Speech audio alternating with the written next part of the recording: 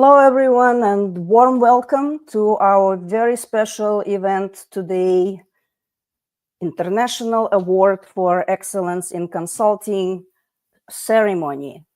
I'm Victoria Olskaya, your host and moderator for today's event. I'm also the president of the Gabriel Al-Salem Foundation, a U.S. non-profit organization dedicated to celebrating the life and inspirational work of the late Gabriel Al-Salem, who was an international consultant and a truly global leader. Through our initiatives, we strive to honor Gabriel's legacy, his profound impact on the consulting industry, his commitment to excellence, his advocacy for sustainability and positive economic and social change on a global scale. Today is February 1st, Gabriel's birthday, and on this day, every year, we remember and honor him by holding this very special award ceremony for the winners who submitted their applications, who's been selected by the Award International Committee and whom we will be honoring today. This award, launched in 2011, honors leaders in the consulting arena, spotlighting their innovative and socially responsible endeavors. We especially welcome projects which focus on advancing sustainable development goals, and specifically in the areas of environmental responsibility, social responsibility, and human rights. Thank you for finding the time to join us today on Saturday, whether it's morning or evening on your side of the globe. Also, a huge shout out to those of you who are joining the replay of this event. It will be available on social media and also on the Foundation's website. Welcome. Please don't forget to drop us a line in the comment section of any social platform that you're using and let us know where you are tuning in from. It's always great to see which countries are present today and who is tuning in. As for me, I'm here in my home studio in Florida, in the United States. And as you know, today we're live on Facebook, YouTube, and LinkedIn. So again, feel free to engage with us as we are moving forward by posting your comments and asking your questions. You can do that directly on the social media platform that you are using. And also, if you're enjoying what you're seeing and if you want to support those award winners who will be presenting today, please don't forget to hit the like button. That will help to spread the word about our event and about our activities. So today we will be presenting awards to those consultants who have submitted their applications and have been recognized by our International Award Committee for their outstanding work. Should we begin?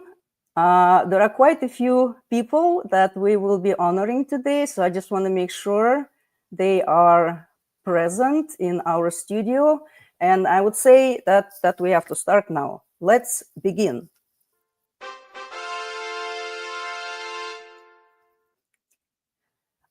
I have the honor, I gave myself this honor to introduce the very first award winner, whom I happened to know personally, whom I've known since the very early days of the foundation and even before. And I'm very happy that he sent us the application this year for an amazing project. And it made a huge impression on the committee. And I'm very happy to announce that the International Award for Excellence in Consulting 2025 in the category Environmental Responsibility, Water Resources goes today to Azamat Atakurov from Kyrgyz Republic. Welcome, Azamat. Thank you very much, Victoria. Congratulations.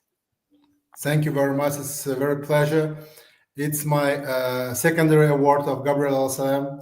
First award we took at 2015, but it's not mine. It's all of our IMC Institute of Management Consultants.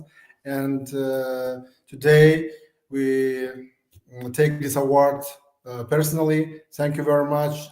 Thank you for selection committee, and thank you for all my partners for especially for BINTEC Group. I think let me make sure we show the certificate that we prepared for you. Here we go. This will go to you. Congratulations again, Azamat. I have to say that I've known Azamat for a long time, and this award is in the environmental responsibility category, but Azamat also works in many other areas of consulting and just overall also working in the area of human rights, women's rights, and he's just been doing a lot of amazing work.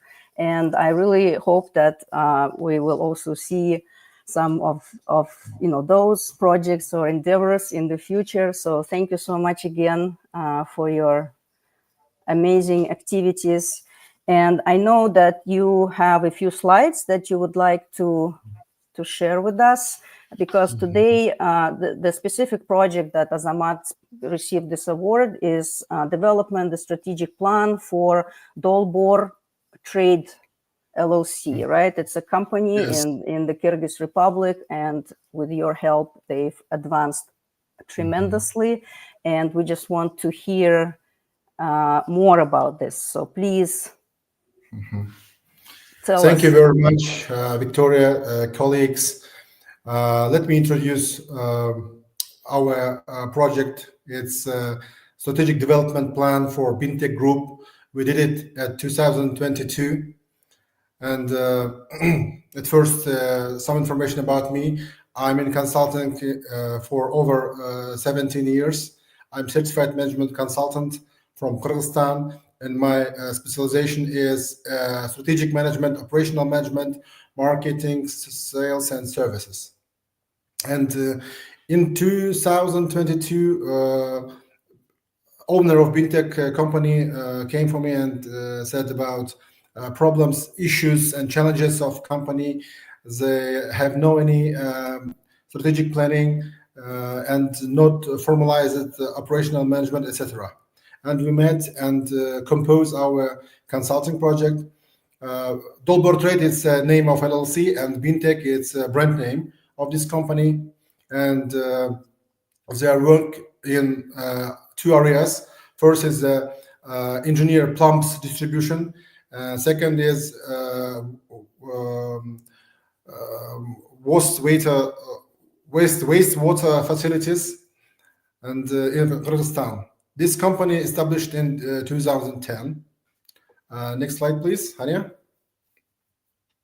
BINTEC is a family business in the field of wastewater treatment plant construction, founded by Turanbek Midirbayev. He is an engineer in 2010 in Kyrgyzstan.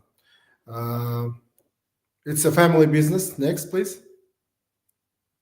What kind of management issues they had? At first, lack of long-term planning and budgeting. They are only do project management of every plants, etc. But they have no any strategic plan before. Second issue is organizing, non-formalized organizational structure. It's a family business, non-formalized business processes, and intuitive communications between family.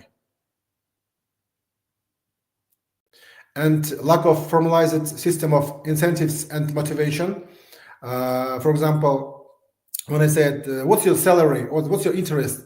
It's owner is a father, mother, then grandson, eldest son and the daughter, but no any salary, no any motivation, just work, hungry, hardworking, etc. Next slide, please. Controlling only under construction of plants, but no in business processes controlling, no plan controlling, no motivation, and the result is no control. And about coordination, Turan Bek, it's the owner, and he said, I don't want to involve in management, please leave me alone. I want to compose new projects, and I'm an engineer. I'm only interested in implementation of plans and projects. And what kind of decision and projects we developed?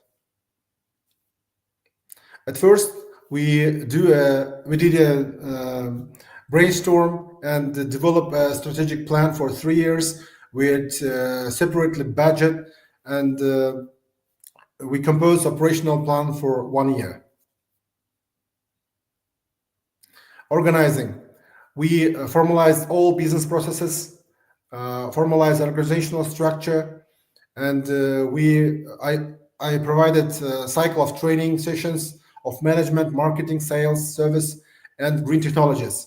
All this training has been conducted, and we developed a new brand book. Has been developed. Yes. Motivation.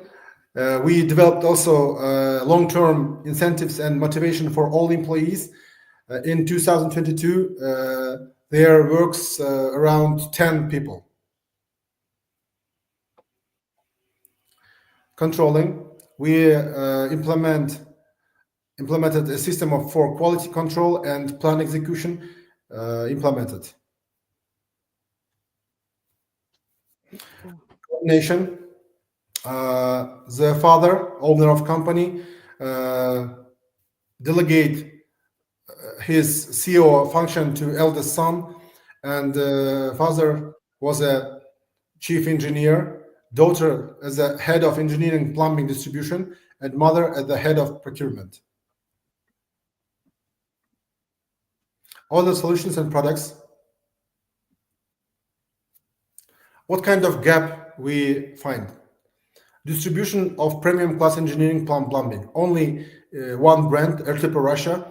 It was very expensive for Kyrgyz market, and our solution is to find cheaper Chinese or Uzbek or another Russian companies, and we found SLT Russia from Samara. It's a medium class engineering plumbing, more cheap.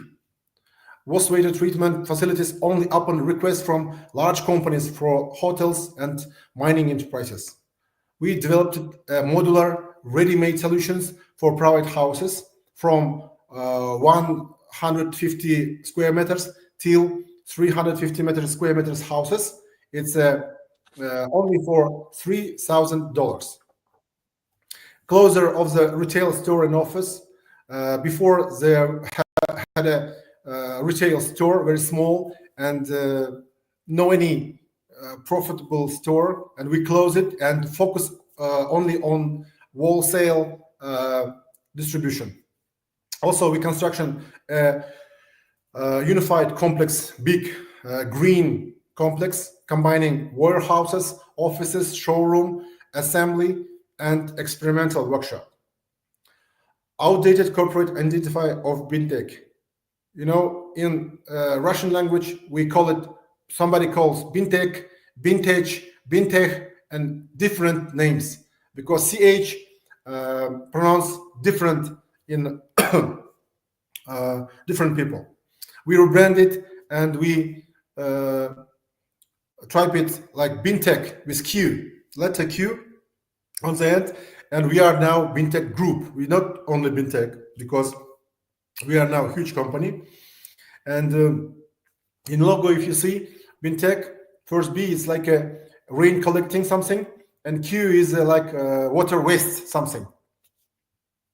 A non-formalized motivation system, paper-based customer accounting. And now we are compose a stake for each employee with annual bonuses for each employee and implementation of a modern AMMO CRM system. Sorry. What about numbers?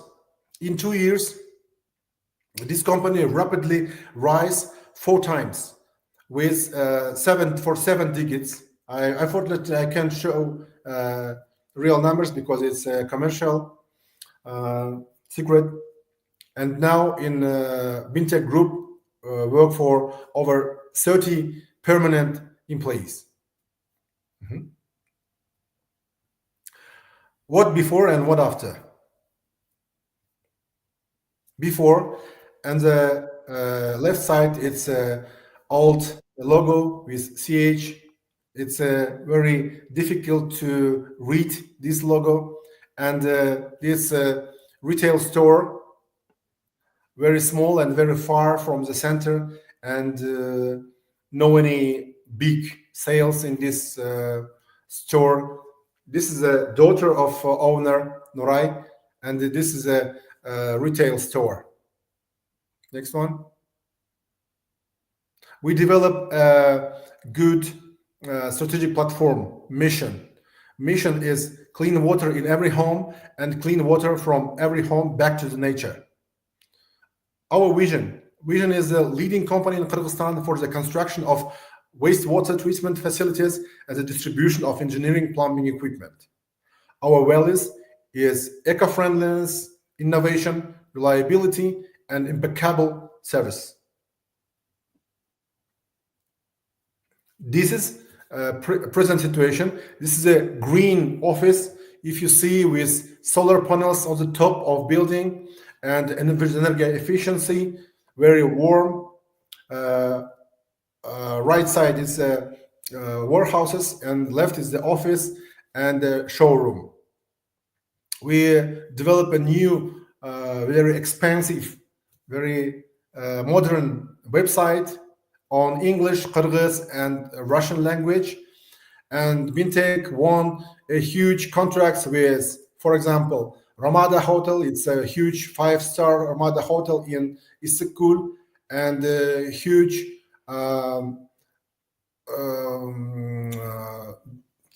developing, construction company, Borsan. It's Turkish huge company in Bishkek. And this is our clients now. Yeah, that's it. I will be happy to answer your questions. Thank you very much, Azamat, for this presentation and for really the great work that you did. How many years have you been working with this company? 3 months. But I do follow up every year. Okay, Honestly. no, but I think you told me that you've been working with them for quite a long time, right? Or maybe am I wrong? Not long time, only 3 months, and after we do follow up every year. Okay. Oh, I mean, you worked with them, for 3 months at the beginning. Yeah, at the beginning. When you just started, and then you were doing reevaluations every year. Yeah. We work every year at the end of the year. We do follow up of strategy. Because a number comes to my head, like 16 years. Is that what it was? No, it's my experience in consulting. It's your experience in consulting. Sorry, because I remember that you said that. Oh yeah, you said my very best project in all of it's my consulting best career. That's how you in phrased it. So practice, yes. Yes. Okay. Well, yeah. This is very impressive, and of course, we always try to tie up the projects that we receive as submissions to sustainability, to sustainable development goals. And I just wanted to say that this one certainly fits within SDG 6, clean water and sanitation, and SDG 8, decent work and economic growth. I think, would you agree with me? Yes, I agree with you. Because Victoria, it's very huge problem in Kyrgyzstan, because 80% of households do not connect on sanitary wastewater system. Right. Anya's question is, for how many years do you plan to continue doing the follow-ups? When they pay, I will do a follow-ups every December. Every December. Okay. Well, it's great that they are growing, and with that, I'm certain that they will be able to pay and appreciate all your help. Mm-hmm. Thank you so much, Azamat. It's always a pleasure to be in touch and to have you with us. Thank you for your amazing work. And again, our award is always open. We receive awards on the rolling basis, so each year. So we hope to see more of your projects in this area of environmental responsibility or anything else that you are working on. It's a great pleasure and honor. Thank you so much. Thank you very much, Victoria. Thank you. Now, let's move to our next winner. And with that, I would like to give the honor of presenting the winner and his project to one of our wonderful members of the Gabriel Al-Salem Foundation board and also a member of the International Award Committee, one of the people who have been actually reviewing these projects and giving them awards. So I would like to welcome here Ron Finch, who's been with us, with the foundation, for a long time. And Ron, here is Ron. Ron himself is an environmental engineer. He is super international, just like a lot of us. He is from Canada. Ron, right now living in Italy. Is that correct? I hope Ron hears us, because I don't hear you, Ron. There's something with your connection, perhaps. Oh yeah, now we can see you moving. Just one second. As people are joining us from all over the world, sometimes, of course, technical glitches happen, and not everywhere the connection is very strong. So let us have a moment. Maybe Ron is trying to reconnect, but I really would like to have him back, because he's been the one who's been looking at the nominations, and he has a few words to say about our next winners. Hi, Ron. Can you hear us now? Yes, I can. Okay. Thank you. Great. Thank Great to have you back. I was just doing a little introduction of you as you were dealing with your connection. You said that it's strange. I'm at home here in Italy, and for some reason we seem to have continuing problems with our 4G network. Thank you for the introduction. I'm very happy to be here today. It's always exciting to be presenting the awards to very exciting and meaningful projects. We had many submissions, and today I'm honored to introduce the International Award for Excellence in Consulting for 2025 in the environmental category, Environmental Responsibility, Quality Education Access, to our award winner, Mubariz Subakhanov of Shedever from Tajikistan. He submitted a project that was very exciting. It was titled The Digital Transformation for Quality Education, Automating School Management in Tajikistan. I will give a little background on the project now. Shedever is an IT consulting firm. Oh, thank you and congratulations. Thank you. Good evening from sunny Tajikistan. I'm truly honored to receive this award. Thank you to organizers and everyone involved. Your recognition means a lot to me. I appreciated this opportunity and look forward to future collaboration. Thank you. Congratulations again, Mubarez. And I will give a little description of the project for everyone. Shedever is an IT consulting firm, and they specialize in business processes, automation, and educational technology solutions. And they've played a pivotal role in transforming the private school Imperai Donish in Tajikistan as part of their project submission. Through the development and implementation of an integrated business and education management platform, Shedever was able to streamline administrative processes within the school, enhance the communication between the students, parents, and teachers, and transition the school to a paperless, eco-friendly model in an online format. This project was supported by a grant from the European Bank for Reconstruction and Development, the EBRD, and the initiative not only boosts that school's operational efficiency, but also strengthens its ability to scale internationally, offering services to new markets with projected growth in the UAE and other CIS countries. So it was an excellent example of bringing technology to the school to allow it to grow in a sustainable way.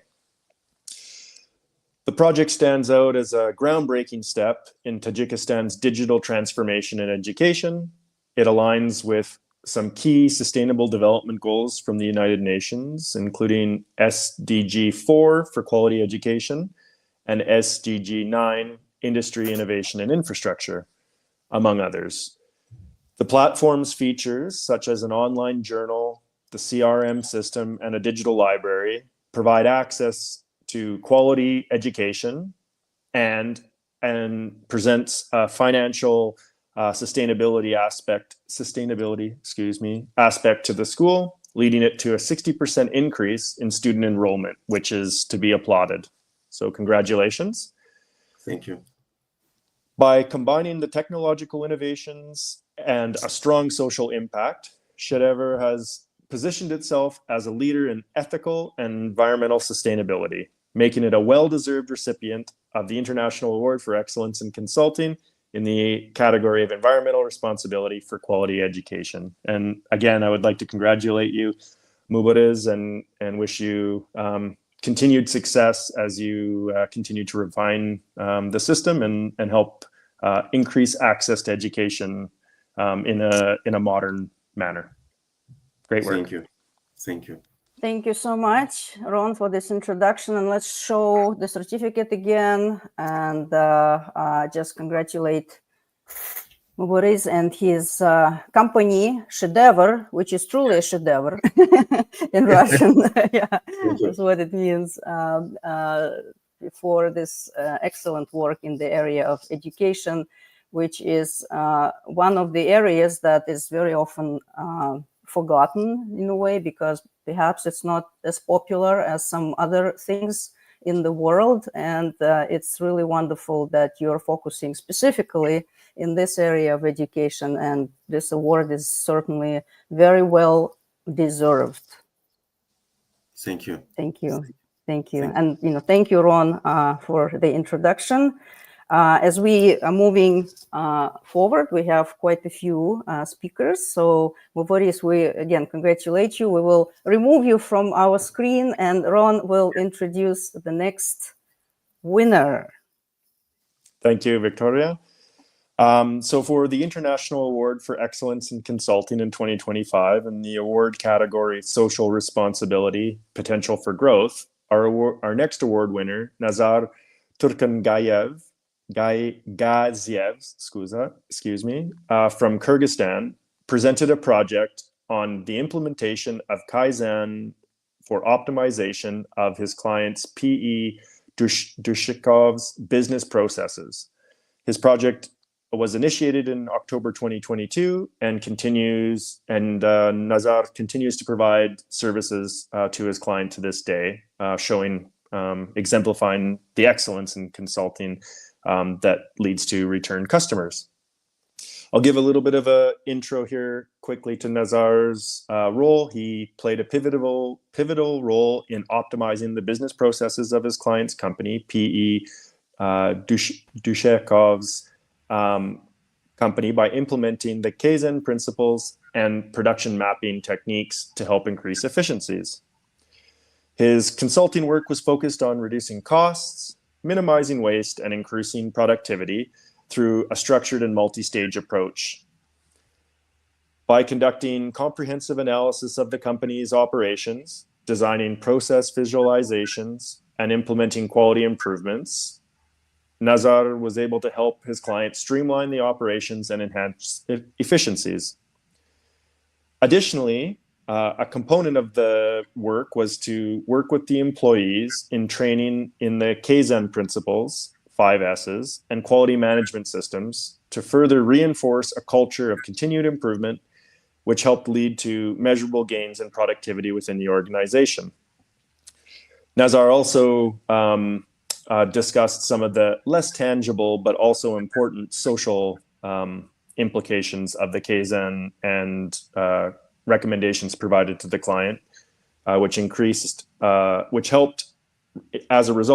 increase the productivity by 40% within the workplace, also increasing workplace organization and cleanliness, and the employees became more engaged and motivated, which is something that all employers are striving to achieve.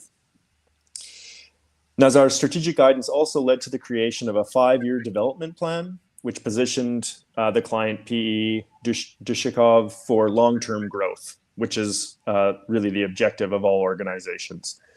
Additionally, exemplifying the goal for every consultant, Nazar continues to provide services to his client. Happy client is a returning client, as I mentioned before. Notably, the contributions of a consultant has led to the company's leadership gaining recognition, which is where Mr. Almaz Dushkov was nominated for the prestigious Blue Ribbon EBRD program, which again shows the impact that the consultant was able to have with his client. For his outstanding impact on the business process optimization and sustainable development, Nazar is a deserving recipient of the International Award for Excellence in Consulting in the category of Social Responsibility, the Potential for Growth. So congratulations, Nazar. Thank you very much. I'd like to ask you to accept the award and provide us a little bit more background on the project and where you see it moving forward. Thank you very much, Ron. Thank you very much, Victoria, to giving me this an opportunity for me. It was really pleasure, and I'm honored to have you here. You have me here, and yes, my project with Dushekov was really journey. I enjoyed with this small journey, and if you have a time, I can show you in the presentation a little bit, maybe in 5 minutes in the pictures. Here is a P.A. Dushekov. It's a small family business in the region, and there was a furniture making companies. Here you can see how it looks like and what they're making it. Please, next. Here's a Kaizen always starts with a big start, so everybody was involved. So we started from the fundamental, from the basic stuff like cleaning and preparing for the future big optimization and changes. Please, next. Here's the trainings. We always do trainings. We show with the games, with like the trainings materials, how we have to move forward. Please. And we created a research development room where employers and everybody who wants to come to this small office can just sit, relax, and maybe some have an idea, doing a brainstorming, and just helping to P.A. Dushekov and themselves to move forward.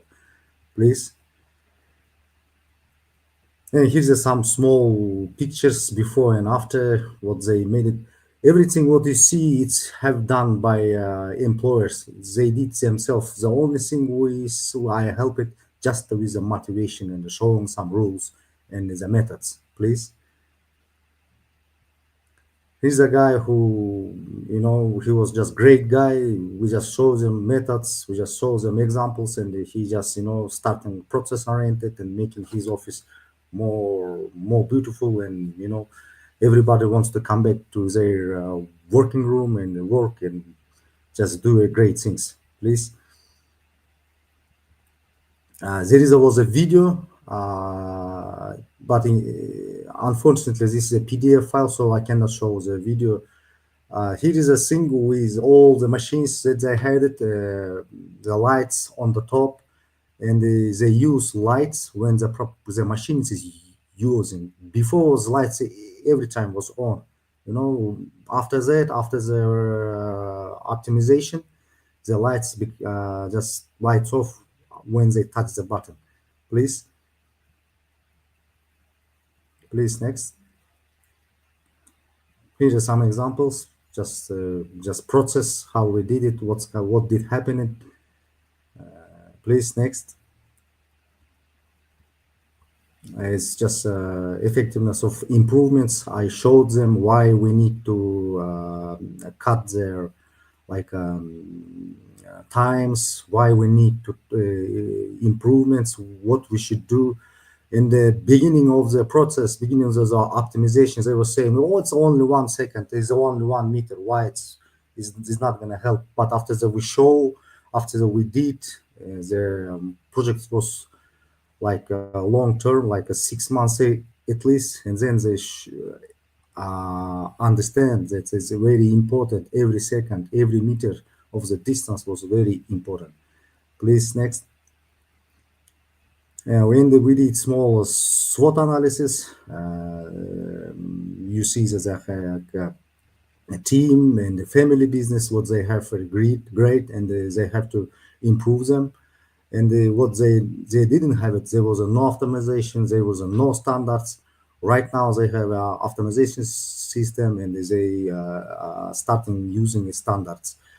And of course, they, like everybody in Kyrgyz Republic, they have a lack of specialists, and there is always new marketplace coming in, and they now know they have to pay attention to the employees. It's very important. It's any organization that I wouldn't say it's like a human resource. I would say like it's just people who is just moving these companies, any companies. And they're catching EBRD as a partner, new project. Before this project, they wasn't like a partner with EBRD and wasn't a new project. Right now, they have a partner with EBRD and they have started a new project. And here's a XY analysis. Here you can see where they was and where they want to go. Please next. And here is small steps and big changes what we did.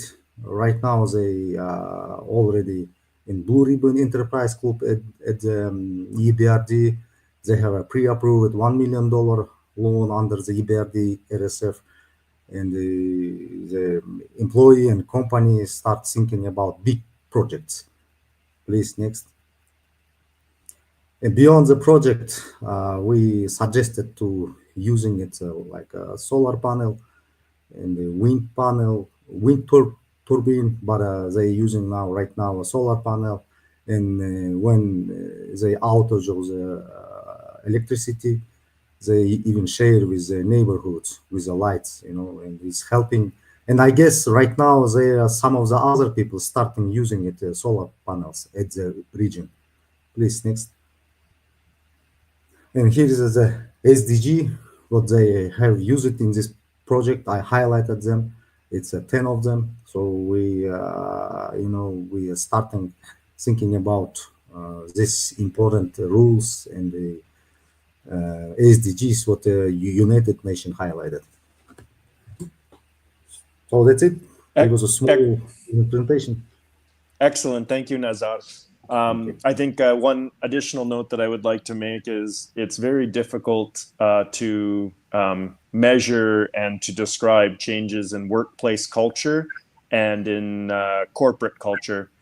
And those are some of the hardest aspects to push for change. So it was clear through the Kaizen principles and bringing new ideas to the company, being able to help achieve a change in the workplace culture and the corporate culture, that really shows a huge value. So yeah, thank you, and congratulations again, Nazar. Thank you very much.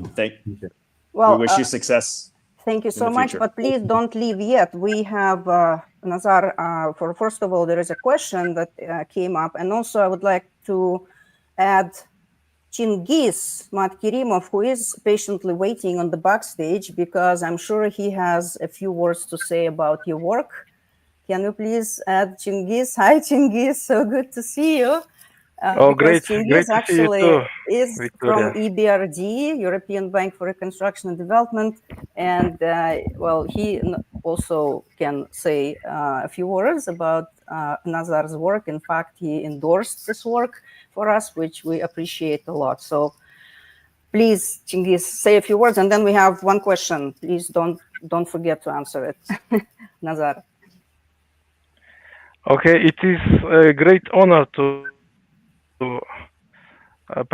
be present at this ceremony of awarding of our consultants, of our esteemed consultants. And in case for Nazar, I just wanted to say that it's a great pleasure to congratulate you on this well-deserved award. And I just want to say that Nazar's dedication to improving the business efficiency, implementing Kaizen principles, and promoting energy-efficient solutions at all of his projects that we supported in EBRD. Well, it's all brought tangible and lasting benefits to all of his enterprises. And through his work, companies have optimized processes, reduced waste, increased their productivity, and all this has led to job creation, higher sales, and improved working conditions. So I think that beyond consulting, Nazar actively shares his expertise, helps businesses adopt best practices for long-term success, and his impact demonstrates the power of expert guidance in driving the sustainable business transformation. So congratulations, Nazar. Your work is Thank you. Really and truly inspiring. And thanks, Victoria and Ron, for making this consultant visible to the international stage. This is our purpose. That's why we're doing this, because there are so many wonderful consultants in well, everywhere around the globe, and of course, Central Asia holds a special place in my heart and the collective heart of our foundation, because that's where Gabriel worked and that's where we lived for such a long time. So when we receive applications and we can showcase amazing work that consultants from Central Asia and specifically from the Kyrgyz Republic are doing, this is very, very dear to all of us at the foundation. So thank you very much again for being here with us. Thank you for your great work. And just wishing you all the very best for the new year and for many years ahead. And we look forward to your new achievements. The award is always open, so please send whatever you do our way, and we'll be happy to review it and recognize it again, because I'm sure it will be amazing. Thank you. Thank you. Thank you. As we are regrouping a little bit, because our space in the backstage is a little bit limited, so we might be asking some of you on the backstage, if we remove you, please don't take it personally. It's simply because there might not be enough spots for other people to join. But I see at this point that maybe we're doing quite well. So let's see. But if you get removed, please, again, don't take it personally. You all have the links where you can continue watching our event. It's live on the foundation's Facebook page, on YouTube, and also on my personal page on LinkedIn. So please continue watching, ask your questions, support us. It's all greatly appreciated. As we are regrouping and taking a little break, I would like to remind all of you that this award and our foundation has the name of Gabriel Al-Salem, who was an international management consultant with many years of experience. He worked in his last 10 years, he worked for the European Bank for Reconstruction and Development, being a director of Business Advisory Services program in Central Asia. And for his work, he received a very special Meridian Order from, let me show you, it's actually right behind me. It's very special. He was named member of the Meridian Order by the International Council of Management Consulting Institutes. That was in 2011, after we lost Gabriel in 2010. But his spirit, his work, his charisma continues. And that's what we as Foundation are trying to carry through all these years in his memory and in his legacy. So before we continue with the next few winners, let me please show you just a little slideshow. For those of you who knew Gabriel, it will be a way to remember him. For those who have not met him, you can just see a few photographs from the old days when he was working at the European Bank for Reconstruction and Development.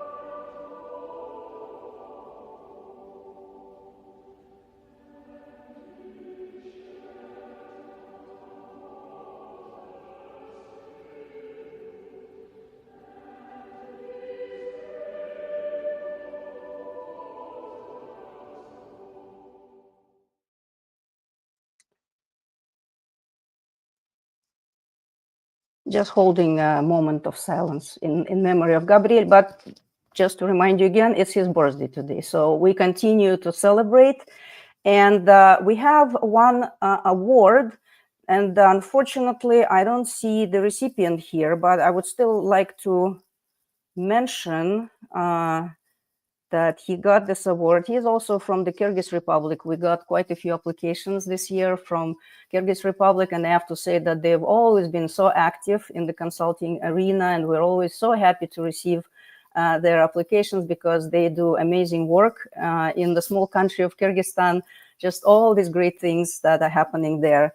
So unfortunately, this next award winner could not join us today, but I would like to say that the International Award for Excellence in Consulting 2025 in the category Environmental Responsibility, Sustainable Energy this year goes to Bakıtbek Askarbekov in Kyrgyz Republic for his outstanding project, Energy Efficiency and Environmental Sustainability project for the Aport Cottage Village in Bostyry, Issyk region. Issyk is a very famous lake and in Kyrgyzstan. And again, Bakıtbek is a leading consultant in renewable energy, energy efficiency, and sustainable business development. And with this Aport Cottage Village in Bostyry, He implemented modern treatment facilities and energy efficient drainage systems to minimize wastewater emission into Lake Issyk-Kul. By this, preserving one of the Kyrgyzstan's most vital natural resources, and not just of Kyrgyzstan, but of the world. Additionally, this project introduced a water reuse system, allowing purified water to be repurposed for irrigation and technical needs, reducing waste and promoting sustainable water management. So for this outstanding work, Bakıtbek got his award, and we will be very happy to present it to him at the nearest opportunity. And we have a few more winners. So to introduce the next winner, I would like to invite to the studio our dear Stephen Tupper, because he's been the one who has been reviewing the applications as one of the members of the Award International Committee. And Stephen himself is a long-term consultant working everywhere around the globe. And Stephen, maybe you can tell us briefly what you have been doing recently and where you are joining us from today. And thank you very much, of course, for being here. As always, delighted to be here. Actually, I'm joining you from my mother's home in Somerset in the south of England today. I'm here for a few days. But since I last saw you, there have been some big changes. I have become the Chief Technical Advisor for the Luxembourg Development Agency in Ukraine, and I spend most of my time working on a project in one of the frontline regions of Ukraine for reconstruction, doing all sorts of things from school repairs, bomb shelters, repairing water supply, and so on. So when we come to the winner from Ukraine, you will understand that I'm speaking from personal experience rather than just looking at the project. But before we move on to projects, I just want to make a comment, if you don't mind, Victoria. Of the course. Quality of the applications we get each year is astonishing. It is actually becoming more and more difficult to decide who the winners are, yes? So right, I agree. Sometimes it's extremely difficult. Sometimes we have to change the categories to accommodate a new area of development because the consultancy profession amongst our colleagues and partners is expanding rapidly, both in terms of the depth and the spread of the type of activities and how they work. So it's a pleasure to look at these projects. They also give me ideas for my own work. So it's not just one-way exercise. I will tell you that I'm now looking at bringing Kaizen into Ukraine, for example, having seen so much of it in Central Asia. But it's encouraging to see that both the efforts of the foundation are appreciated by the winners and also the quality of the work that's being produced. Really, really heartwarming. So a little introduction, so to speak. Thank you for that. And that means so much to me, yeah. Yeah. Now, I have two people to introduce today. So do I start now? Right. You can start with, well, who would you like to go with? I think we have them in our Sanjay, studio. yeah. Yes. So, oh, here he is. So please, Stephen, tell us which award goes Let's go to Sanjay, as was in the original timetable. Okay, since you already mentioned him, here he is. Hi, Sanjay. Hi, Sanjay. Long time no see. I only see you once a year, and it is always a pleasure. Likewise. I was talking earlier about how difficult it is to choose winners, and now this is particularly the case with the terrible Mr. Saxena, who sells us several projects. And I told the quality of the project was so high, I even said to Victoria, is it possible for one person to have several prizes? But we had to choose one in the end. And this reminds, and we have a very serious discussion, but I'd like to make a joke, if you don't mind. There was an incident 2,000 years ago, before consultancy was even invented. when the Roman Emperor Claudius wanted to promote somebody to the Roman Senate who was not a noble. And the other senators said, well, we can't promote him. He's not a noble, so he doesn't qualify to be a senator. So the emperor said, this man is so efficient and illustrious, he is his own ancestor. So he got promoted. and this is Sanjay. Now, we are awarding Sanjay today for the Uttar Pradesh tourism project, which is a pro-poor initiative, as well as being tourism and economic development, just because of its huge impact in terms of the number of people who have benefited from it. I mean, I think there's 2,500 artisans benefited from this project. Although we talk about 2,000 new jobs and perhaps 10,000 new people benefiting from it, if you think of that every one of those artisans is producing income which benefits families, and we remember, for those of us who are old enough to belong to the age when even John Maynard Keynes was a popular economist with multiplier effects, that this is a big, successful pro-poor tourism project, which had a major impact. So we are awarding Sanjay together today, basically for under the 2025 awards for a socially responsible pro-poor tourism project. I think that's the best way of describing it. We tried to keep the name shorter, but that is what he has been doing. So I'd be really delighted if you'd say a few words about it. Sure. Here is the certificate that goes to Sanjay with our great compliments on his amazing work as always. Incredible. And Sanjay, we have your presentation. Let me just make sure because I have it. Okay, I'm sorry. Yeah, we have. Oh, yep. Well done, my friend. Right here. Or would you like to show it from your end, or do you want us to? No, that's fine. Just move the slides, right? Okay. Okay, before I begin, thanks, first of all, Victoria and Stephen, for your kind and generous words. I think the work that you do at Gabriel Al-Salem is very laudable itself.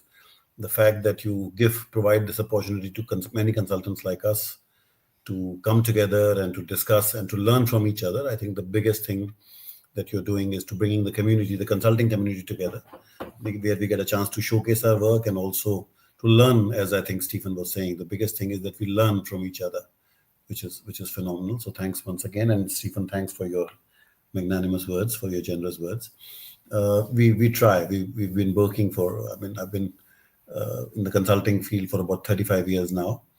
And it's very gratifying when you can see the actual results being visible in the duration of the project. Many times we work on projects where the impacts are not really immediately discernible and they don't impact the people so directly. So this has been a very gratifying project, Uttar Pradesh Pro-Poor. This was financed by the World Bank, the entire project in the government of Uttar Pradesh. I also had the good fortune of being involved in this project right since its conceptualization. So I was part of the design team which designed this project as part of the World Bank team which designed the project. And then as a program manager, helped the bank manage this project for the entire duration of 6 years. So overall, I was involved for nearly 7-8 years on this project. So literally, as we say, from cradle to completion, I was involved in all the stages. And that's why it's even more gratifying. So I'll quickly go take you through. I should not take more than at the outside take 10 minutes. We'll try and do it earlier. Is that okay, Victoria? I mean, or do I have lesser time? Yes, it's okay. Yeah, you can take your time. We're going over the hour, and that's totally fine because there's so many good things. So much interesting stuff to hear. That needs to be shared. Yes. Sure. Thank you. So if you can move to the next slide, please. Yeah. So when we started, as I said, when we were designing this project, there were 2 or 3 things that we had in mind. I mean, 2 or 3 big challenges that we were looking at. Uttar Pradesh within India, incidentally, this is the state which has a city called Agra and which has Taj Mahal, which is one of the 9 wonders in the world. So in terms of history, culture, and tourism potential, Uttar Pradesh is a state with enormous potential. It has a lot of tourists who come to visit the state. Unfortunately, despite these big numbers who come, both domestic tourists as well as international tourists, the tourists do not adequately contribute to the local economy. The actual contribution of the tourists to the local economy is very minuscule. I mean, being a case and example being, let's say all the foreign tourists who come, they typically buy the ticket in their respective countries. They land up in Delhi, which is Delhi or Mumbai, in most cases Delhi. They buy, they book their travel, transport and everything from Delhi. More often than not, they will book their hotel also while in their own country. And therefore the money goes to that hotel group or whatever. The transport and all is bought in Delhi. So the money goes to Delhi.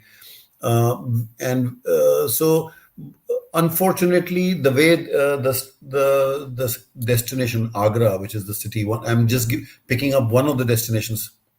This project covered several destinations, but I've just picked up one destination to make a point, which will give you an idea of what we were trying to do and what were the challenges before us.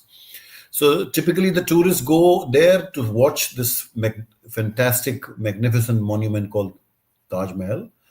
But unfortunately, the way the destination has been marketed, people think that Agra is only Taj Mahal. There are 154 monuments in Agra alone. Forget about the larger Uttar Pradesh province. And many of them are fantastic. They're beautiful. Some of them, to my mind, as a subjective, they're as beautiful as Taj Mahal. But nobody goes over there because we have not marketed, the government has historically not marketed those other monuments. So most people just go there for a few hours to the city. They go and spend 5-6 hours in Taj Mahal. They get into the car and they move on to the next city, which is typically Jaipur. So in India, we have on the tourist circuit, we have something called a golden triangle: Delhi, Jaipur, and Agra. These are the three cities which almost all first-time visitors to India, they come to. So the result of this short duration of stay within Agra is that the local communities, they have phenomenal products. Some of them have artisans which go back 20-25 generations. They have been they're practicing local arts and crafts for several generations. But because the tourists are not spending enough time, they don't have the time. So they're not really spending enough money locally. They don't buy, they just go to the monument, see the monument, if at all, just buy a meal and then they move away. So, and like the rest of the country, rest of the world, very often these, for instance, one of the products that they do is very fine inlay work in marble stone, which is exceedingly difficult to do. And you'll see some of the pictures and you'll get an idea. Very, very fine work, and it takes decades literally of apprenticeship before you can actually do that kind of work. But now there are cheaper factory-made Chinese replicas which are available, and which are, of course, a fraction of a cost because they're mass-produced. So, and because the tourist doesn't really appreciate the local craft, they just buy those cheap replicas and they move on. So as a result, many of these creative industries are dying, and people with such great, craftsmanship there also. So these are some of the challenges. I'll not go through all the slides and all the points, but you can imagine that they work in very, very poor conditions. These craftsmen, they have these phenomenal skills, but they have very poor conditions. They really are literally just above the poverty line. They have subsistence level. They don't have access to finance. They don't have the proper linkages. Very often what happens is there are these large retail showrooms which buy these crafts from them at a fraction of a cost, so that the entire profit is actually taken up by the retailer, who's a big moneyed guy, and the actual craftsman who has produced these goods, they hardly get anything. And therefore, one of the challenges is that many of the children of these artisans, they are now giving up these. They would much rather work in a factory as a watchman or as doing some blue collar job, rather than learn the skills which several generations of their family may have been engaged in. So that's why many of these arts have been drawing. So we were trying to do so, and historically, so on one side, this is the local economy, this is the local artisans, crafts, and all which are dying. On the other hand, government historically, not only over here in Uttar Pradesh but elsewhere, they tend to focus on the rich clients, the top end of the market. They don't really forget. They forget that that the local community, the tourist can't possibly have a good experience unless the local residents who are living in the vicinity of the destination have a good experience. If the conditions around the monument are not clean, they don't have good sanitary sanitation conditions, they don't have toilets, they don't have water, it's poor hygiene and all. This also affects the quality of the experience of the tourists. So we wanted to improve, and that's why we took a unique, even within the bank, it's a new approach. We took a pro-poor approach. We said, let the primary focus be how do we improve the economic conditions of these artisans and craftspeople and local communities, and use tourism as a driver. So it's like an organization saying, I am going to first look after my employees. I can't possibly, my customers can't possibly, if you run a restaurant, your customers can't possibly have a good experience unless your employees are satisfied. If they themselves, their needs are not taken care of, they can't possibly deliver a world-class quality to the customer. So before, as an entrepreneur or you have to make sure that your employees are satisfied. Only then they will be motivated to give a phenomenal service to the customer. So that was the philosophy by which this entire project was designed, that we empower the local communities. We ensure that adequate number of women who are often marginalized, they don't have in India, like in the rest of the developing world, women do not get a fair deal. Their labor participation rate is very low. They do not have adequate opportunities to generate income, and that's why they become trapped in this poverty. Next, please. So these are some of the things that we were trying to do. So what we did is how will we measure our success? We laid down right in the beginning as part of our project design. These are the indicators by which we will evaluate our project success. That what is the first indicator is increase in average daily tourism expenditure. So how much the tourist is going to spend locally. That is what we were focusing on. Because if he spends locally, then of course he will buy local products. And then only, there is no point in bringing more and more tourists if they're not contributing to the local economy. Because tourists also have negative consequences. Every tourist who comes, he contributes to the local pollution, he contributes to the local traffic congestion, he also contributes to solid waste, liquid waste, and so on and so forth. And that's why we see in many cities, even in the developed world, cities like Barcelona and Paris and many others, there's a huge backlash against tourism. People don't want tourists to come because for the residents, the life has become tougher. Because the rental prices of the properties go up, the properties become more expensive. There are a lot of new people who are coming in and living in you. So if you're somebody who's living in that neighborhood, tourists represent a huge nuisance value to you as well. So unless they also bring in more than proportionate, commensurate positive benefits, you are going to be always, resentful of those tourists.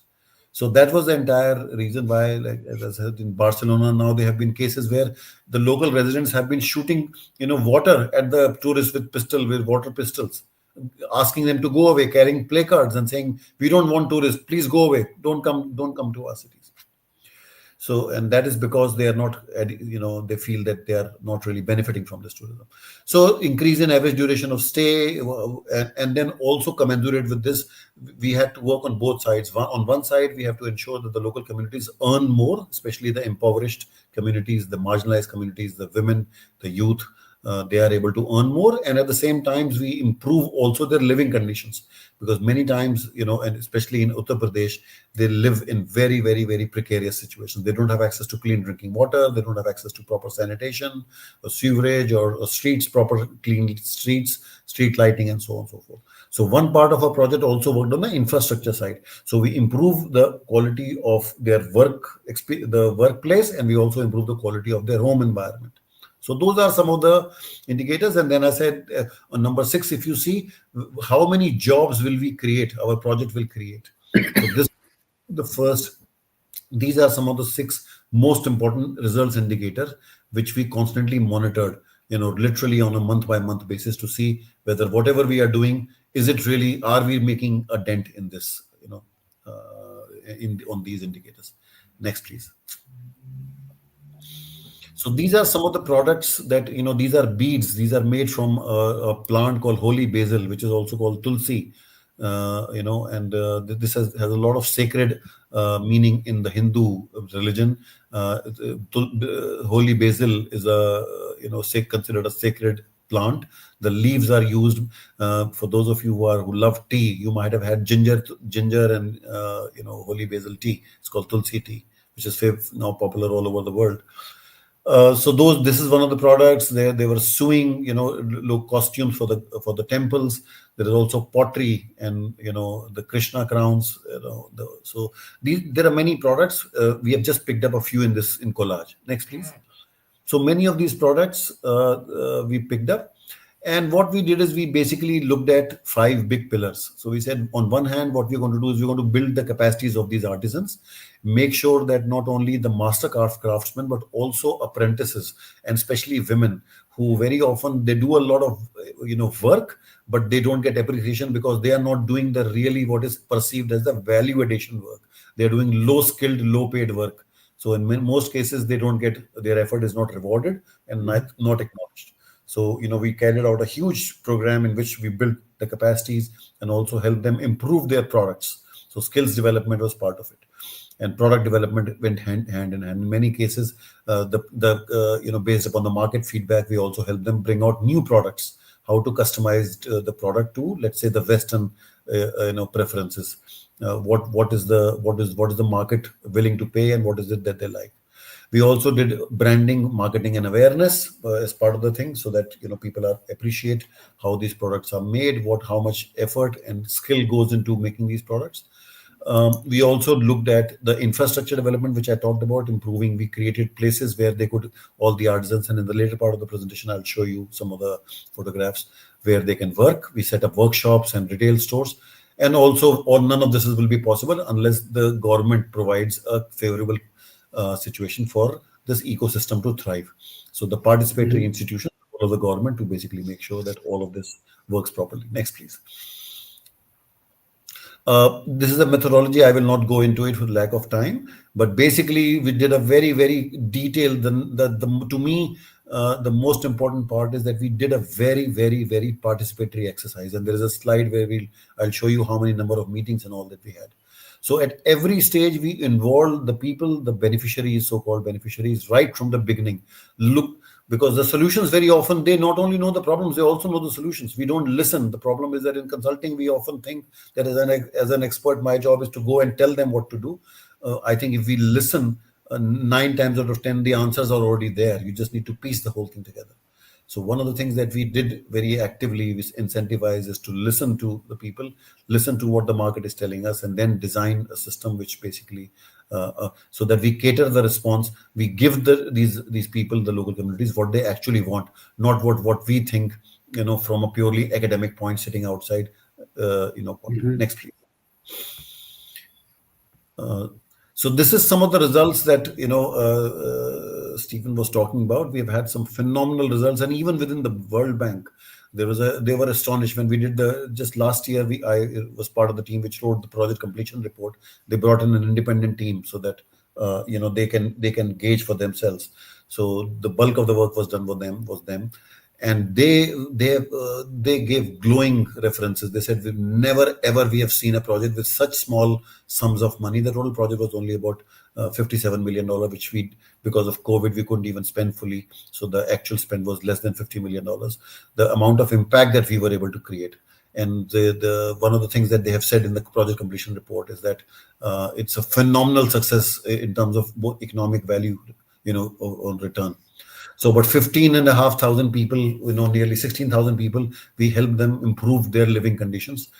So nearly 10,000 consultations were held. So this gives you the scale of participation, that every stage we built ownership into the process, and we made sure that we listened and did what they wanted. About 3,000 households benefited from this. About 7,000 artisans we provided skills upgradation participated in courses and training programs and so on and so forth. We were able to create nearly 3,000 brand new jobs. What is equally gratifying that the bulk of these jobs are women, and these are women who have actually never ever, many of these women, a vast majority of these women are those women who never had even stepped out of the confines of their home. They had never had a job, they had never worked out anywhere, and many of them, I used to go on field trips very often, once literally every 2 or 3 months. Many of them, instead of becoming employees, they have become employers. So they are now employing 4 or 5 other women. They are working from the confines of their own home. So from a job seeker, they have become job givers. So that is phenomenal. And then, of course, about 4,000 people. The average income, you can say, in some cases went up by more than 300%. Right? So tripled their income. And these are the other, increase in tourist expenditure and, of course, overnight expenditure. Next, please. So these are some of the buildings infrastructure we created, the new ones that you see as part of the project, so that this is where they can now start moving over there, because many of them were working in very poor conditions in their home. So now we set up workshops and retail shows and museums where they can showcase the work, and all of this were created by project funding. Next, please. We have brought out a book called Prosperity, and I'll show you the last slide basically shows that book. So these are pictures from that whatever. So we brought out a book where we showcase 50 of these artisans who have done phenomenal work, and their work has been appreciated not only nationally but also internationally. They are now these women who, as I said, many of them were not employed at all. Now they are going nationally. They're going to many other cities and they are showcasing their work, and they are selling their work, and they are being appreciated. They have won, many of them have won awards as well. Last slide, please. So the guy in the center is the Chief Minister of Uttar Pradesh. Chief Minister is like the governor that you have in US, the highest elected representative in the state. The one in orange. So he's the one who was releasing this book called Handcrafted Prosperity, where we brought out these success stories, and this was released at a major function in Delhi as well as in Uttar Pradesh. So there was within the government, and now as a result of this project, now the government has taken up the methodology of this project, and they want to take it statewide at a much greater funding. And unfortunately the graphic on the top is in Hindi, so you can't make out. But basically, investing nearly $400 million. The government said that we are going to commit $400 million from our budget to basically scale up the project findings statewide. So that's basically an overview. Last slide, please. Next. Thank you. I hope I didn't take too long. Thank you, Sanjay. No, it's amazing to hear about this project and the results, especially. We did have a couple of questions coming in, if you don't mind. Sure. There was first one from Anya. Can you see it? To what extent the for tourism approach can be replicated? Anya, very relevant question, and indeed. So as I said, within the state now, they have taken up this program statewide. So unlike many other programs which are World Bank funded or some donor funded, the projects get finished and then there is nothing. Then the project, the methodology and all is lost. Now the government within the state, Uttar Pradesh, is taking up, and then the Ministry of Tourism, which is at the center, they have received a request from several states that they want to do hearing of the success in this state. They want to adopt a similar approach, and I am then called frequently now by many other states to give a talk and similar talk and explain how the methodology. So there is a huge demand within the state. Many other state governments have come up and they want to implement. Also, the government of India is designing a national program. So I was called upon to deliver a presentation, and then so I'm part of the team which is also giving them ideas on how to create more jobs basically. And also to improve the income. How do we bring more people out of the poverty line? So to answer your question, yes, there is a lot of work which is happening in this phase. Which is great. And I think there was one more comment and also a question from Ron. Thanks, Ron. This one. Again, very good question because, Ron, sorry, you were saying something? No. Yeah, it's just a question. Yeah, maybe it was me. Sorry about it. Yeah. Yeah. So again, a very pertinent question because, as I said, we were dealing with communities, we were dealing with these poor women and even men who many of them have very little exposure, and they have not really received any formal training other than in India. Most of these arts and crafts are passed on from father to son. Your grandfather passes on to the father and the father to the son. So they have never received any formal training. So they are not really used to. And because we wanted to make sure, because women were at the forefront, we wanted to ensure that they are heard. So one of the things that we did was that we created what is called self-help groups. So 20 women, we put them in a group, so we created more than 500 such self-help groups comprising of anywhere from 10 to 20 women. And we would have a community mobilizer who will facilitate, and we made sure that they had a meeting once every week. And what they did is, in order to make sure that they do, we also started a microcredit operation whereby they were contributing a very small sum of money, $1. Everybody contributes $1 every time that they meet, and they keep a record. And then collectively, whatever money is saved, if somebody out of these 20 women, they need money for some purpose because they have a requirement, then they borrow the money and then they pay interest. Right. So because of which all of them wanted to meet, and we also gave some seed funding. We managed to get some seed funding from the government for these self-help groups. So this ensured that the women met, and for the first 1.5 years, we just made sure that the dynamics in these groups are managed properly so that they feel comfortable, they become friends. And they start sharing their problems. Sometimes there are issues. There are some issues with domestic problems and all. Once they have a cohesion between themselves, then they come out and then they are able to, So our what we call community mobilizers, their role, who 8 out of 10 were women. We as a strategy, we picked up all the community mobilizers to be largely women. So they undertook almost a year exercise in this trust building. And then gradually they were able to get through, and they were able to peel away the real reasons, because nobody shares with you what the real challenges are, what the real issues are, what the real problems are. So these groups were not only groups which was discussing problems with the arts and crafts, but also their personal issues. If there was a question of domestic violence, or if there's any other problems, this is a safe place where people could bring their problems and then could discuss, and then there would be somebody who would try to help them out in whatever best manner possible. Excellent. Thank you so much, Sanjay. Fascinating work, just like Anya is adding. Thank you. Thank you for being here with us. Thank you for showing us this great work, this great project. And of course, congratulations again, and all the very best for all your future activities. And we always look forward to seeing you with us in any capacity, as a guest speaker, as an award winner. Sure. Thank you so much, Sanjay. Yes, thank you very much. Thank you once again. This is always a pleasure. I unfortunately am not able to attend as many of your programs as I would like, but I'll definitely make it a point to attend more. And congratulations once again for doing this fabulous work that you're doing. Thank you. Greatly appreciated. Okay. Thank you. Good. Well, Stephen, as we're moving to our last but not the least award winner, please, your introduction.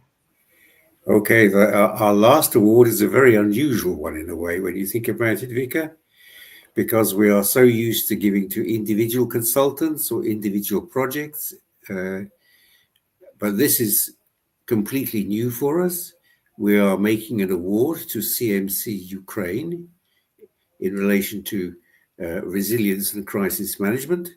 So we are having a corporate winner, if I can call it that, yes, who is working extremely difficult situations, but has successfully promoted 40 projects, which are the reference basis for receiving this award in resilience and crisis management. I myself know just how difficult it is being in the consultancy business in Ukraine at the moment. So it is a personal congratulation as well as congratulation from the foundation. So let's have a presentation from CMC Ukraine about their wonderful work in keeping going in the most difficult circumstances imaginable. and not just keeping going, but also achieving amazing results. Yeah, And exactly. Stephen, I Olga. would like to correct you. Actually, the CMC Ukraine it's not their first award. So they already had award with us, and we gave it at that time for global leadership. That's how it was called. But now we just it's for resilience and I stand corrected because resilience is the #1 theme in keeping Ukraine going at the moment. Earlier this week, I was at the SME Resilience Alliance, which is run by the Ministry of Economy and GIZ. So it's very appropriate that we have this particular title, and congratulations, Olga, to you and your colleagues for getting this award. Much deserved. Okay. Welcome, Olga, and congratulations again. Thank you so much. First of all, thank you so much to you, Victoria, for everything you do. It's really important. I have to say, it's really important for consultants as people, to be recognized, to be seen, to be shown, Absolutely. and to see the impact which consultants can do all over the world. It's really, really big applause to you. And yes, of course, I would like to say thank you to our team, especially to Natalia Kananovich, who actually prepared all documents for submission of this of the award. And thank you, because it was fully her initiative and really supported from all of us. But yeah, thank you. And of course, for our team. And I also would like to say thank you to our Ukrainian resilient business. Right now just was mentioned that it was a project for 40, it was 40 projects in one. But in reality, during these 3 years, we really calculated that how many businesses we supported through our projects. So it was approximately 700. And wow. Can you imagine, from 2022, when in March we really, announced this mobilization of consultants, and at the beginning we really wanted to deliver our services really pro bono for companies, because we do understand the situation which they faced. It was really challenging, from the beginning. That's why, again, thanks, and we are really proud of our Ukrainian resilient businesses. It's really worth to say about them, to talk about them, and to show their success stories and what we do actually during these 3 years. But I also would like to mention and to say thank you to American people, because that project which were shown to you, and it was a project which was supported by, it was from American people, supported by USAID and Chemonics with their program, Competitive Economy Program for Ukraine.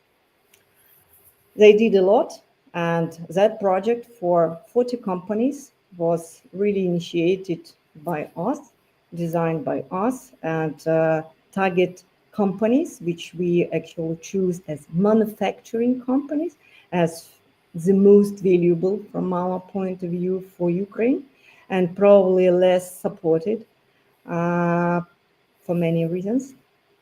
That's why it was our, consciously choice to support exactly that companies. I actually also prepared some slides. I don't know if you are already tired of it or not. No, never tired. Okay. So I will add them. Yeah. Okay, good. It's okay, but I could click it by myself.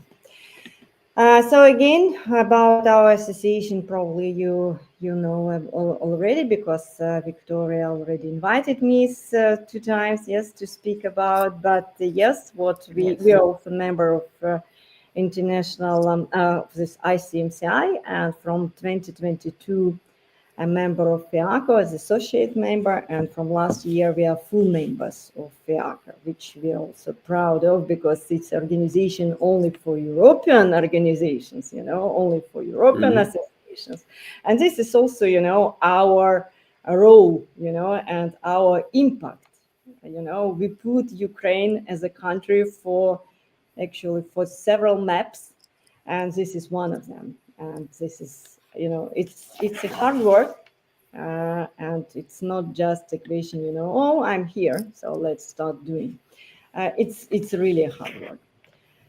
And yes, as we said, that we started exactly from March this mobilization process, and the first project was, which was awarded last year for 440 companies, which was supported by GIZ, and thank them for that. It was also very good, impact for all our country actually. And we got 2 awards, Konstantinos International Award and Gabriel Al-Salem Award. And again, thank you for everything you do. But this project, for that project, we had 40 manufacturing companies, and actually not micro companies. So we really tried to choose companies who really do impact, impact for their societies, for their communities, companies who were relocated from Konstantinovka, Kharkiv, Melitopol, and even Mariupol.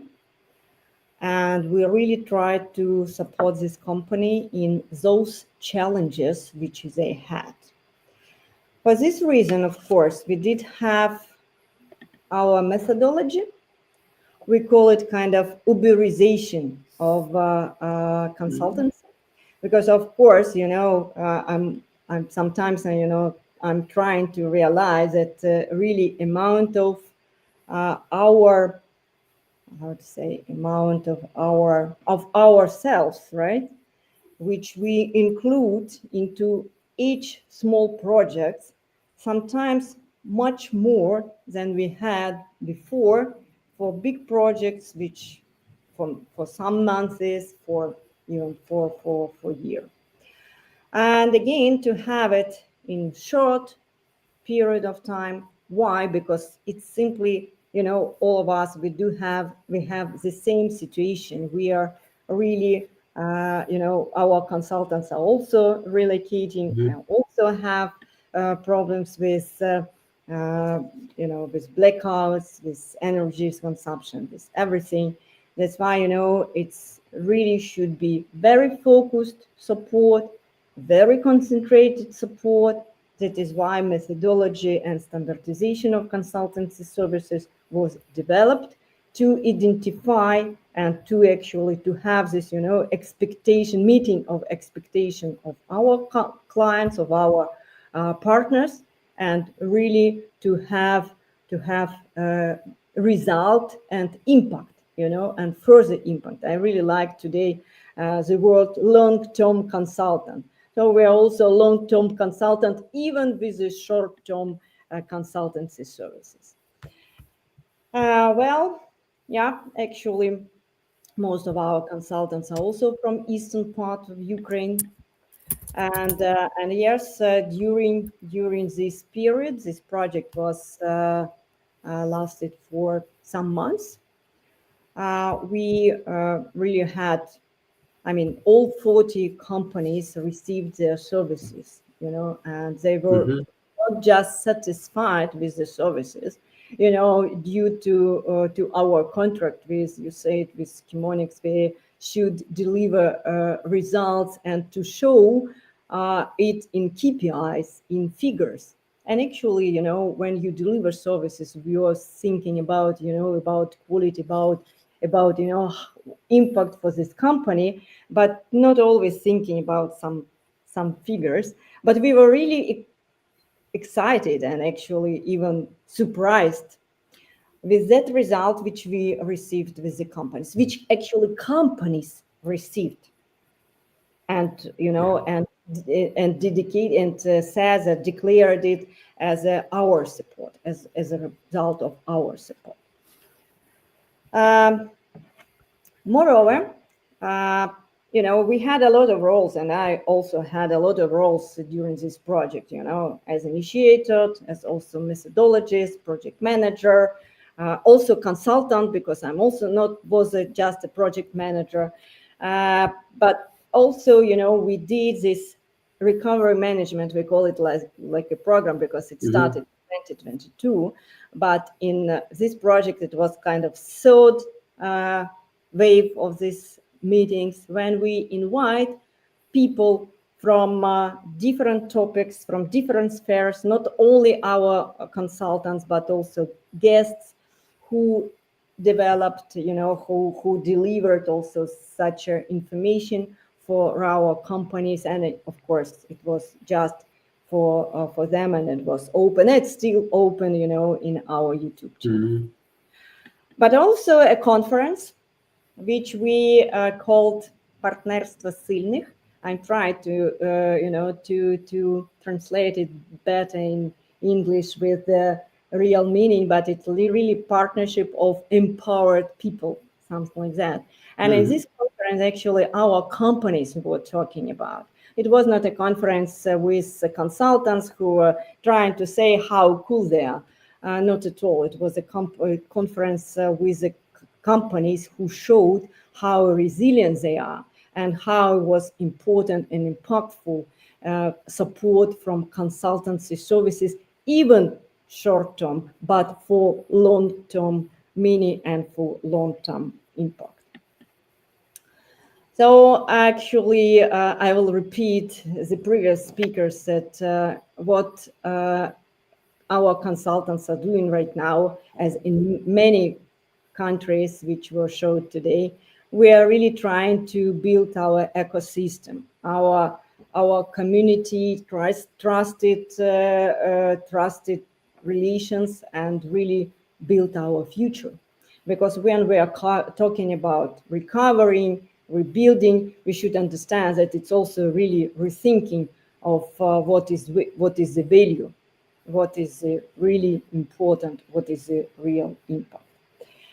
And I should say, of course, it is built on people-to-people delivery first, and really human-centric in all meaning of this word. And this is the real basis of resilience. And this is what we are building, what we are trying to do, and what we are doing during this year. Thank you again for inviting us. Thank you for, thanks for our team for joining us, for being respectful to each other and working together. And we are very sure that together we can do a lot of things with respect. Thank you. Thank you so much, Olga, for this amazing work that you're doing and continue to do in the most difficult circumstances in Ukraine, in the war conditions. And as I guess the only person who is in the US and a United States citizen out of all of our audience, at least here on the backstage, I just want to say, well, also Anya, who is behind the scenes, but she also is paying taxes in this country. We just want to say that we really hope that the people's money in the United States continue to go to support Ukraine and to help it stand strong and to win. I really hope so. And okay, there is a comment from Ron. I would like to comment, Olga, personally. Yes, Ron, I haven't forgotten about that. Our committee, when we were reviewing your application, and of course we already know your work, and we know the CMC Ukraine work, we also know you personally and how much effort you put into supporting your organization in the difficult times, and of course, as the end result, supporting the businesses and the people of Ukraine. And unanimously, the committee wanted to give you personally an award for significant personal contribution to Ukraine's economy and its victory in the war. Thank you, Olga, for everything that you do. And of course, we'll see you again. We'll keep in touch. And meanwhile, just wishing you and your brave colleagues all the very best. And of course, victory. Slava Ukraini. Героям слава.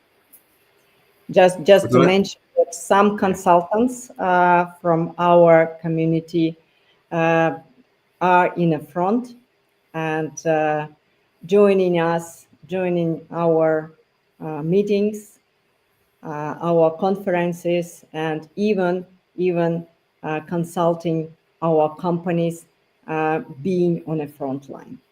It's incredible. I have no words. I just really wish everybody all the strengths that they have, and if we can contribute to helping build the spirit, the mood, that's the only thing I wish for those people out there in the front lines. Thank you very much. And of course, even if they can't join us live, I totally understand they're in the most difficult circumstances. Our broadcasts are all saved in our social media, so they can also tune in at a later time if they want to see you and hear more about the work, the amazing work that you're doing. Thank you, Olga. Thank you, Stephen, for your great introduction. Can Stephen make one last suggestion? This is an course. award ceremony, not Yes. a business meeting. No. But I will be in Kiev in a couple of weeks' time. I run the big program which Luxembourg funds in Kyrgyz, which includes development of business. So let's talk business. Okay? Yes. Давай конкретизировать. Good. Yeah. Very good advice. No, I mean, seriously, some of what I do will involve advising local businesses on how to increase their resilience and develop during the war. You have the expertise. I have the customers. Let's meet in Kiev in 2 weeks' time. Looking forward. Thank you.